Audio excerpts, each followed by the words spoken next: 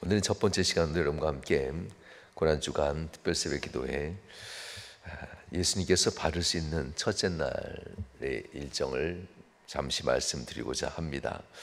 6월절 전에 예수께서 자기가 세상을 떠나 아버지께로 돌아갈 것을, 그 때를 이룬 것을 아시고 주님께서 하셨던 첫 번째 일입니다. 무엇을 위해서 하셨냐면 자기 사람들을 끝까지 사랑하시기 위해서, 자기의 사람들, 이 제자들을 표현한 것이기도 하지만 진짜는 나로 인해서 구원받을 사람들이라는 겁니다.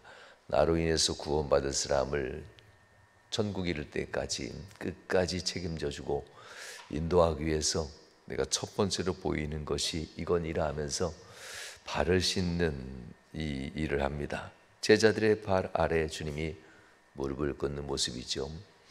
이것을 놓고 섬김이다라고도 표현하지만 실제로 섬김이 아닌 구원입니다. 주님과 더불어 깊은 관계성을 갖는 이 모습들, 이것은 우리가 누군가를 섬겨야 될 일이기 이전에 더 중요한 것은 주님과 우리가 그와 같은 깊은 관계성을 가지고 있느냐의 질문이 첫 번째 질문입니다. 주님을 본받아서 섬김에 대한 이야기로 발 씻는 얘기를 종종 하는데요, 그것보다 더 깊은 의미를 갖고 있습니다. 내가 너와 이 일을 하지 아니하면, 이 발 씻는 일이 없으면 너는 나와 상관이 없느니라. 섬김의 정도가 아니었습니다. 구원에 대한 이야기를 하시려고 주님께서는 이 일을 지금 하고 있다는 이야기입니다. 주님께서는 이와 같이 하나님께로 오셨다가 돌아갈 것을 이미 아셨다라고 오늘 본문엔 이야기하면서 시작합니다. 그래서 3절 말씀에 저녁 먹는 중 예수는 아버지께서 모든 것을 자기 손에 맡기신 것과 또 자기가 하나님께로부터 오셨다가 하나님께로 돌아갈 것을 아셨다라고 합니다.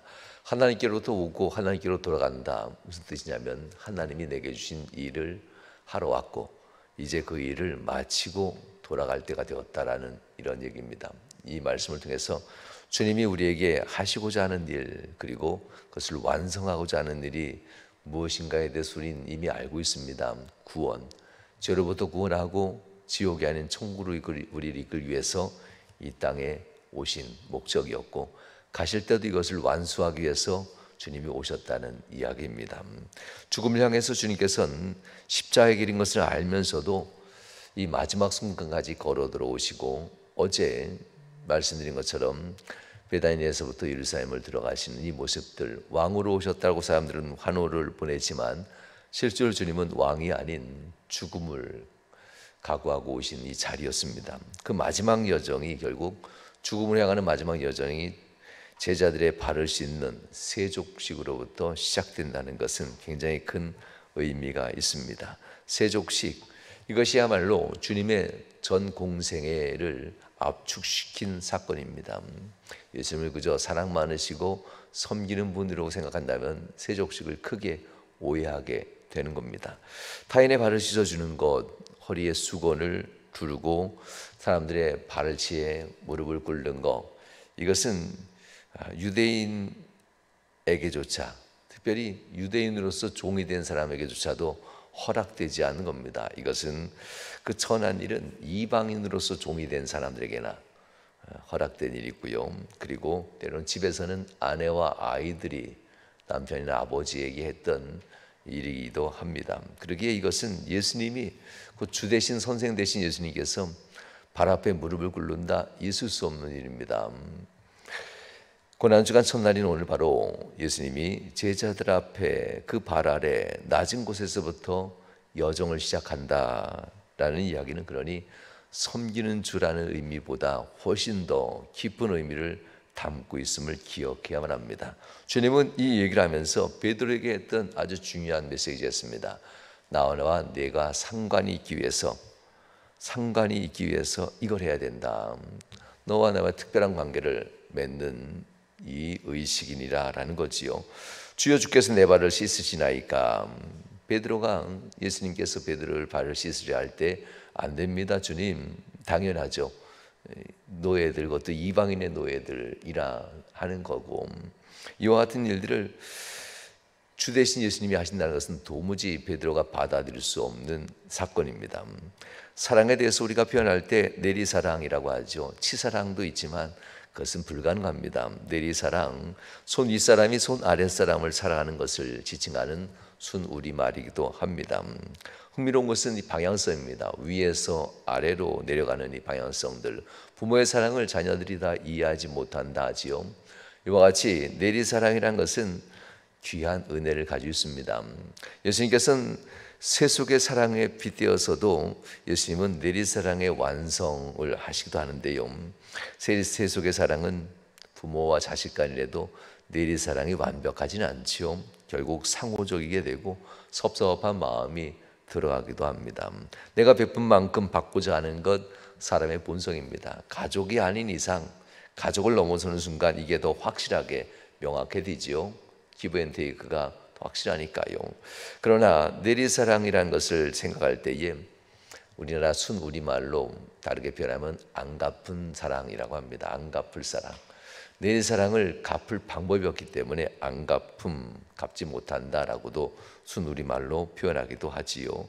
내리사랑, 첫사랑이 아무리 귀해도 내리사랑만 못하다라고 합니다. 베드로의 발을 씻기는 예수님의 그 사랑은 내리사랑 중에 최고의 내리사랑입니다. 그러나 이 사랑이 과연 어떤 사랑일까요? 세상의 그 어떤 사랑과도 비교할 수 없는 정말 거대한 사랑이 여기서 시작되고 있는 건데요. 베드로는 바로 이 거대한 사랑 앞에서 내가 너와 상관이 없느니라 이 말 한마디에 그의 생각을 내려놓게 됩니다.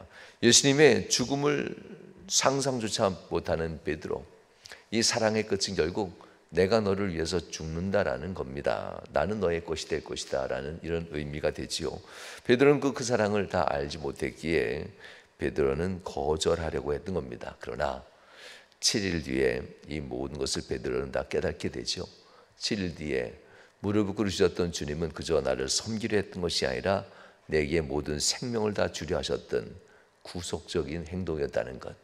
여러분들, 주님 본받아서 누군가를 사랑한다라는 말들은 생명을 내주기까지 사랑하셨던 주님을 본받는 거기 때문에 섬긴다라는 것, 이 단어를 쓰는 것은 상당히 부담스러운 단어이기도 합니다. 누군가에게 내가 좀 나은 행동하는 것처럼 보이기도 하는데요. 주님의 본을 받는다는 것, 이것은 참 어렵고도 힘든 부분입니다. 주님은 그저 남들을 편안하게 해주려고 섬긴 분이 아니었습니다.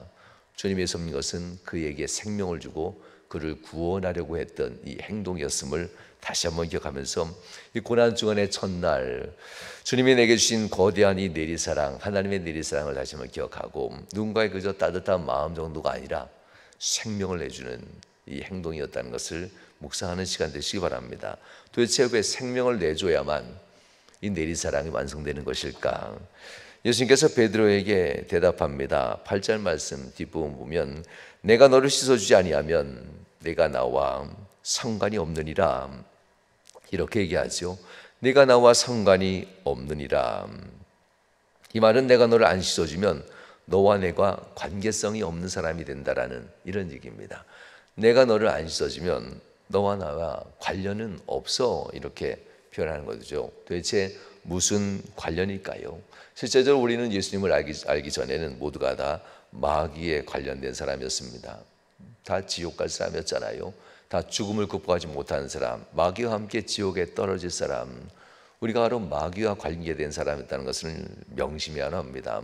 마귀에게 팔려 이미 마귀의 사람이 된 우리 인생들, 마귀와 관련되어 있다는 이 단어와 예수님과 관련되어 있다는 이 단어들은 중요한 의미가 있는데요. 메로스라는 이 단어를 씁니다. 상관, 관련을 맺다, 관계를 맺다, 메로스라는 단어를 쓰는데요. 이 단어는 유대인들에게 있어서 아주 중요한 의미입니다. 너는 내 자녀야, 내 상속자야 라는 뜻입니다. 상속자로서의 관계, 상속자로서의 관계를 얘기할 때 메로스라는 단어를 쓰게 됩니다. 예수님께서는 바로 그 단어를 씁니다. 너는 나의 모든 상속자가 되려면 내가 너에게 발을 씻어줘야 돼. 마귀가 지옥 가는 그 지옥의 어둠의 죽음의 상속자가 아니라, 관련자가 아니라 나와 함께 영생으로 천국 갈 사람이 되려면 이걸 받아들여야 된다. 내가 너의 발 씻김을 해야만 너는 나의 사람이 돼 라는 이런 이야기가 본 말씀입니다. 그래서 이것은 이 나와 네가 상관이 있다 없다라는 것은 나의 유산을 받을 수 있는가, 또한 특별한 약속의 땅을 받을 수 있겠는가? 하나님 나라의 분깃을 소유하는 일을, 그리고 죽은 이후에 보상에 대한 것까지, 이것까지 얘기하는 내용이 메로스라는 단어를 쓰게 됩니다. 이것에 대해서 누가복음, 마태복음, 계시록에서는 이 세 가지의 의미를 표현하는데요. 누가복음 15장의 말씀, 탕자의 비유에서도 보면 아버지에게 말하는 둘째 아들의 이 모습이 메로스라는 단어를 쓰게 돼요. 상관, 아버지 난 아버지의 상속자이지 않습니까? 하면서 이 관계성 속에서 아버지의 분깃을, 내 분깃을 아버지께로부터 요구하지요. 둘째가 아버지에게 말하되 아버지여 재산 중에서 내게 돌아올 분깃을 내게 주옵소서. 아버지의 상속자니까 요구하는 겁니다. 아니 아버지가 그 살림을 각각 나누어 주었더라 이렇게 표현하죠. 여기서 바로 관계, 상관이라는 단어를 쓰게 됩니다. 마태복음 24장 51절에서도 역시 같은 말을 쓰게 되는데요. 어미 때리고 외식하는 자가 받을 벌을 처하라. 달란트의 비유에서 나왔던 관계입니다. 내가 너와 상관이 있을 때에 달란트를 내게 맡긴다라는 겁니다. 그리고 내가 본 달란트는 다 네 것이니라. 이것이 바로 상관된, 서로 관계성이 유지된 주인과 종에 대한 이 이야기였죠. 그러나 이 관계성이 끊어지는 순간 어미 때리고 외식하는 자가 받을 벌을 처하라, 내쫓으라라는 이런 단어가 사용되어지게 되죠. 관계는 이만큼 중요합니다. 또한 계시록 20장 6절에서는 죽은 이후에, 하나님 나라 간 이후에 이 관계성은 어떻게 될까요? 상관이라는 단어는 이 첫째 부활에 참여한 자들은 복이 있고 거룩하도다. 둘째 사망이 그들을 다스리는 권세가 없고 도리어 그들이 하나님과 그리스도의 제사장 되어 1000년 동안 그리스도와 더불어 그리스도와 관계된 자들이라는 뜻입니다. 그리스도로 말미암아 관계된 자들, 그들과 더불어 왕노릇하리라. 천년왕국을 두고 얘기할 때도 이 상관, 주님과 관계성을 맺은 자들을 두고 얘기합니다. 그러니 이 발을 씻는 이 장면, 내가 너의 발을 씻어줘야 네가 하나님 나라를 얻을 수 있다라고 말씀하신 이것은 주님의 섬김과 사랑이 아니었어요. 내가 너와 이 깊은 관계, 나는 너의 것이 되고 너는 나의 것이 될 때, 그럴 때 너와 나는 상관이 있어 라는 겁니다. 그러니 주님을 영접한다는 이 말은 그저 내가 주님 내 마음에 오시옵소서 이 정도의 말 가지고 되는 게 아니에요. 정말 마음을 열고 주님과 함께 더불어 먹고 주님은 나로 더불어 먹을 수 있는 이와 같은 신앙의 영접의 고백이 될 때 구원이 완성된다는 것을 기억해만 합니다. 입으로 시인한다는 것은 이미 마음으로 믿어 그 다음에 입으로 시인하는 건데, 많은 그리스도인들은 입으로 시인하면 마음으로 믿는 것처럼 착각하게 되는데요. 마귀가 아주 좋아하는 신앙 태도지요. 마음으로 깊이 믿은 자가 결국 입으로 시인하게 된다는 것을 기억해야만 합니다. 베드로는 바로 이와 같이 주님 앞에서 거부할 수 없는, 그리고 거절할 수도 없고 거절할 권한도 그에게는 없어요. 거절하는 순간 그는 예수님과 관계가 없고 마귀에게 연결된 자로서 영원히 살게 되니까요. 그래서 베드로는 순간 주여 내 손뿐만 아니라 내 온몸을 다 씻어주옵소서 이렇게까지 주님 앞에 베드로가 요구하는 것을 보게 됩니다. 그러나 손과 발만 씻어도 돼라고 하면서 주님은 얘기하죠. 나와 함께 이미 사는 자들 손과 발만 씻어도 괜찮다 하면서 내가 너의 발을 씻음으로써 너는 이미 나와 관계가 있는 자가 된다라고 이야기하죠. 사랑하는 여러분, 우리의 삶도 역시 마찬가지입니다. 그리스도의 사랑 우리가 거부하면 안 됩니다. 곧 그리스도의 사랑은 우리 안에 있어서 한없이 부어주는 사랑이 아닙니다. 사랑받은 자 그 사랑을 안다라고 하지요. 그가 받은 사랑이 크므로 내가 베푸는 것 내게 베푸는 섬김도 그와 같이 크니라 하면서 향유옥합을 깨트린 여인에 대한 표현을 쓰게 됩니다. 과연 얼마나 큰 사랑을 받았는가. 너는 내가 이 집에 들어올 때 내 손을 씻을 물도 주지 않았다. 오늘 이 본문에 나왔던 비유, 이 이야기가 그 전에도 있습니다. 원래는 사람이 집에 들어오면 손 씻을 물을 먼저 줍니다. 발 씻을 물을 줍니다. 이스라엘은 그게 기본 문화인데 이 집을 내어준 사람은 그 물조차 주지 않았다고 합니다. 예수님에 대한 예우가 분명 낮에는 예수님을 왕으로 받아들였는데 저녁에는 예수님을 그저 돈 없는 나그네 정도로만 여관 주인이 생각했던가 봅니다. 어떤 사람이 오든지 무조건 이스라엘 사람들 이 중동 문화는 손과 발을 씻을 물을 반드시 주게 되어 있습니다. 이것이 준비되어 있지 않은 이 상황 속에서 예수님이 스스로 물을 준비하고 그 물을 가지고 허리에 수건을 두르고 제자 앞에 온 이 사실들, 세상은 그런 것 같습니다. 눈에 보이는 환상을 따라 쫓아오면서 이렇게 하면 내가 신앙생활 잘하고 이렇게 하면 내가 교회를 세울 거라고 착각합니다. 교회 세우는 분은 하나님이십니다. 교회를 이루시는 분은 하나님입니다. 내가 뭔가 한다고 해서 마치 교회에 뭔가 되는 것처럼, 내가 뭔가 하는 것처럼 한다고 해서 내가 마치 구원의 길인 것처럼 스스로 예수님의 자리에 올라서면 아주 위험합니다. 모든 것을 이루시는 분은 예수님입니다. 예수님과 과연 너가 상관이 있는가 질문해야만 합니다. 고난증을 맞이하면서 이 거부할 수도 없고 거절할 수도 없는 이 예수님의 사랑 앞에서 날 위해 무릎 꿇으시고 날 위해서 손과 발을 씻기 위해서 물을 직접 준비하시고 허리에 수건을 차시고 내 앞에까지 오셔서 낮아짐의 이유는 그래야만 사단 마귀로부터 우리를 구원할 수 있으니까, 그래야만, 그런 태도를 가져야만 마귀의 유혹으로부터 우리는 끊임없이 벗어나게 되니까. 늘 얘기하지만 에덴 동산에조차도 우리를 유혹했던 자가 마귀입니다. 에덴 동산에조차도 죄를 한 번도 경험하지 못했고 죄를 지을 생각도 없었던 아담과와조차도 넘어뜨린 자가 사단 마귀라면 지금 우리의 모습 속에서 과연 우리는 얼마나 넘어지겠는가 스스로 돌아와 봐야만 합니다. 이 사랑, 예수님의 낮아짐으로써 우리에게 베푼 이 사랑, 이렇게 삶으로써 너희도 이런 극복을, 사단 마귀의 죄로부터 극복을 할 수 있다라는 이런 이야기입니다. 어쩌면 예수님이 이방인의 노예보다도 더 낮은 비천의 자리로 내려갑니다. 가장 높은 곳에서 서 계셔야 될 예수님이 가장 낮은 곳으로 임하는 자기 비하의 이 이야기가 본문 말씀입니다. 어제 왕으로 오신 주 하면서 우리를 구원하소서 호산나라고 외쳤던 이 사람들의 모습은 입으로는 내가 교회를 위하여, 입으로는 내가 하나님 나라를 위하여 얘기하지만 저주받을 자가 되어버립니다. 왜냐하면 행동으로는 안 하고 있으니까요. 예수님이 막상 들어왔지만 그들에겐 발수을 물조차 주지 아니하면서 헌신은 단 한 방울도 하지 않으면서 눈에 보이는 거 가지고 비판이나 하고 눈에 보이는 거 가지고 원망이나 했던 이 사람들, 주님이 하십니다라는 말은 입에만 담아있지 마음으로는 하지 않는 이 사람들의 모습이 예수님의 첫 번째 여정에 등장했던 모습이기도 합니다. 주님은 사람들의 눈으로 우리를 보지 않습니다. 사람들은 우리를 겉모습을 보지만 예수님은 우리의 속사람을 보고 계십니다. 그래서 낮아져라는 얘기를 합니다. 네 스스로가 스스로 가장 낮은 곳 스스로를 비하시키고 가장 낮은 곳으로 떨이키고 거기서부터 믿음을 지켜간다면은 놀라운 사랑이 무엇인지 알게 될 거야. 안으로는 내 가정을 지키고 나가서는 교회를 정말 헌신하고 지키는 자가 될 것이고 세상에서는 하나님의 빛이 되고 소금이 되는 삶으로 살게 될 것이라는 이야기입니다.